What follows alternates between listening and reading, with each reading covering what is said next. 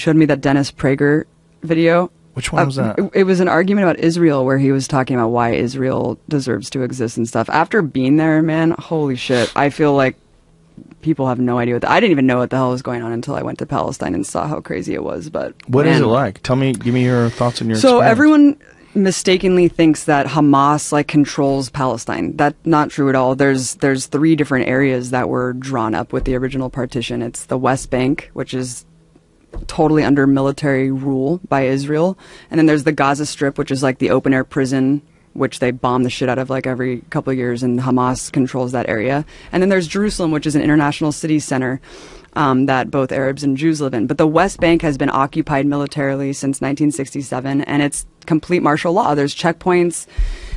All political parties are illegal. You can't, having a gun is like the least of it. You can't hold a flag. You can't belong to a political party. You literally can't do shit if you're a Palestinian. You just have to sit there and submit.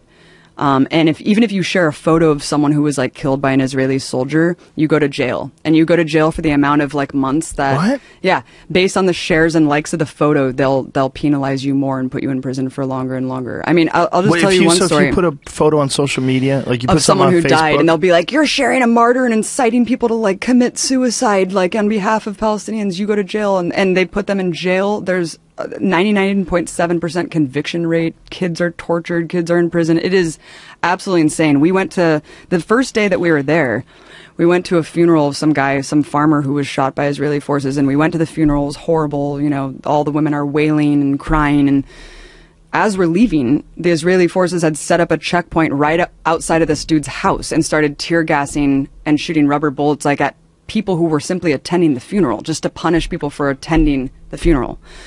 We went to another girl's house named Aya, who got shot in the vagina for peacefully protesting at some protest, and they shot 200 people that day. One guy next to her died. Another guy was paralyzed. They have a policy called shoot to cripple, where they shoot guys in the dicks. Yeah. Oh, it is fucking nuts, man. The West Bank is no joke. I thought that I was going to die several times. We were at this checkpoint going through Calandia, and there was this old man walking, like clearly drunk or something, and kind of like walking a little bit toward the checkpoint. They started shooting at him. Bullets are ricocheting off the thing.